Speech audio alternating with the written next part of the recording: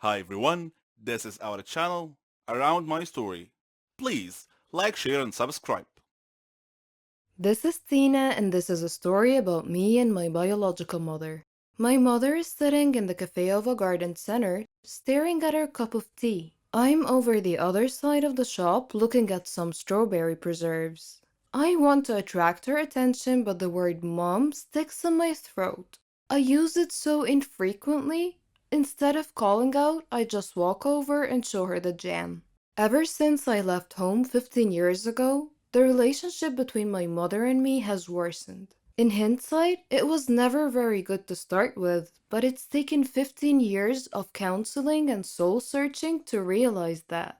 The fact of it is that my mother and I don't like each other much. We don't hate each other, we're just sort of indifferent. There, I've said it, indifferent. Saying it feels like committing some sort of crime. My mother and I live hundreds of miles apart, and in the case of most of my friends, this should mean that visiting home should be a time of joy and excitement. Instead, they are weekends of tense, polite conversation, both of us desperately searching for something in common to talk about.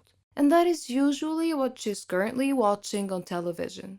As a 20 something woman, I'm constantly surrounded by reminders that my mom should be my best friend. Advertising aimed at my demographic features glamorous, youthful mothers going to the salons with their best friend daughters.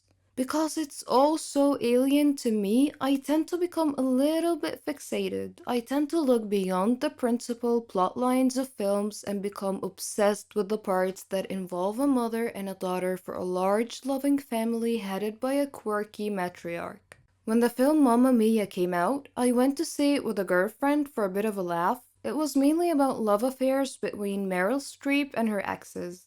As I watched, I was as always bewildered by the apparently natural bond that mothers and daughters have on screen. Another film. It's complicated, again with Meryl Streep, has a plot that hinges on her post-divorce relationship with her ex-husband. But the highlights for me, the way her children clustered around her and the way she reacted when they all came back to visit. Though I know it's not just on screen. My friend Susie has the same exact sort of relationship with her mom. It baffles and fascinates me. They talk every single day, sometimes more often, and tell each other everything. I didn't have an unhappy upbringing. I wasn't a happy child, but that wasn't down to child abuse or neglect. I was well clothed, fed, and I even had ballet lessons. I went to university paid for by my parents, and I knew and I still know that there's always somewhere to stay if I need to. But my mother and I never had the sort of closeness I saw in my friends' relationships. They would go shopping or share secrets. They would tell their moms things about their lives. The one time I tried to ask my mother about her teenage years, she told me to mind my own business. And so I did. I grew up minding my own business, and she minded hers. I left home as soon as possible and met my now husband at university, and he quickly stepped into the role of best friend and emotional support giver. I made enduring friendships, most of which I believe to be unconditional. Most of my friends believe me to be a loving and caring individual, and I know I could turn to any one of them in an emergency, and them to me. Yet, I cannot remember the last time my mother and I hugged, even though I hug my friends all the time, and the very thought of it makes me cringe. My mother is the last person I go to in a crisis. She is certainly the last person to whom I would tell a secret or a problem. And if I'm honest, I don't need to anymore, as I have my own friends now. But my lack of a close friendship with her bothers other people a lot. When I say that I don't have a close relationship with her, they ask whether we fight a lot. But no, I don't recall ever having a fight with my mother. That would entail caring enough to bother. I used to go through phases of worrying about it and trying to repair the damage, but all the while I was aware that I was doing it for other people. I visit infrequently, but I visit. I do it not so I can see her, but if I'm honest, so her neighbors and family can see me visiting. A few years ago, before I realized I didn't care anymore, I called her up and asked whether we could sort it out. Her answer told me everything I needed to know. Sort what out? I stopped bothering from that moment on. Now my principal concern is explaining to people why I don't see her that often. And I feel guilty for not really having a good enough reason. My parents weren't divorced. My father died a few years ago. There has been no huge family dispute. There's no big skeleton in anyone's cupboard. Well, not mine anyway.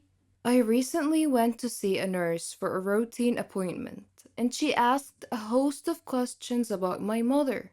Eventually, I had to confess that I didn't know half the answers. She asked whether I could find out. My heart sank as I imagined having to give away a detail of my life, such as why I was going to the nurse to my own mother. Mother's Day is a nightmare. Trying to find a card that doesn't say my mother is my best friend or the best mother in the world or my heroine is not easy, let me tell you. Others try to fix it for me. Why don't you book a spa weekend for your mom? The very thought of my mother agreeing to or enjoying something like that is just laughable. Or they ask, why don't you go for counseling? This would be all well and good if she would ever condone the idea, but it implies a relationship that needs to be mended. Why does it need to be fixed at all? Were my mother a woman I had met on a train and chatted to for half an hour, she would be one of the last people in the world I would want to talk to for a further half hour. If she wasn't my mother, she would be someone I groaned about having to spend any time with. I simply grew up and discovered that I didn't like my mother as a human being. She's not like me. She's self-obsessed, not interested in others, thoughtless, and incapable of genuine warmth. She has no concept of giving love to receive love, and has never asked me a single meaningful question about my life or career. Some people might feel that I have a duty as a daughter to be there for my mother, that it's down to me to repair our relationship. But because of the way she's raised me, I don't feel there is a relationship to repair. I wish my mother no harm, and if she were in trouble, I would help her like a shot. But I would also be there for any of my neighbors and the old man who swears at people from the bus stop across the road. My name is Jerry. I am the village dreamer who touched the poor suffering in pain. In my country, illness is a monster that eats its victim's soul without mercy. I decided to be the soul saver, or the savior of souls. Heroes in my country don't wear superhero costumes. Rather, they wear white lab coats with stethoscopes hanging around their necks. I knew how difficult it was to become a doctor, but I was up for the challenge, so I enrolled in a medical college. The studies were challenging, but my creed in life is this: an opportunity may only come around once. You must take it or leave it. After graduation, I was hired to work in a government hospital in my village. Unfortunately, I discovered early on that my knowledge level wasn't broad enough, so I traveled to England to expand my knowledge base. I wanted to take advantage of the experience of the professional doctors there, so I attended difficult surgeries and observed and studied them intently. My mind was like a sponge, absorbing vast amounts of empirical data. Even so, I still wasn't satisfied with my knowledge level, so I traveled to the USA. When I arrived in Chicago, I felt like a thirsty man who had an oasis in the desert. I encountered advanced technologies, modern, new medical equipment, leading-edge ways of treating heart disease, serious heart disease cases, and fantastic anecdotal stories from famous doctors about their most unusual cases. I dreamed of being a great doctor like them, and my opportunity came when a baby girl was diagnosed with a serious heart illness. She was not expected to live long, so I volunteered to perform some risky surgery on her. All the doctors around me thought I was crazy, but I knew that I could do it.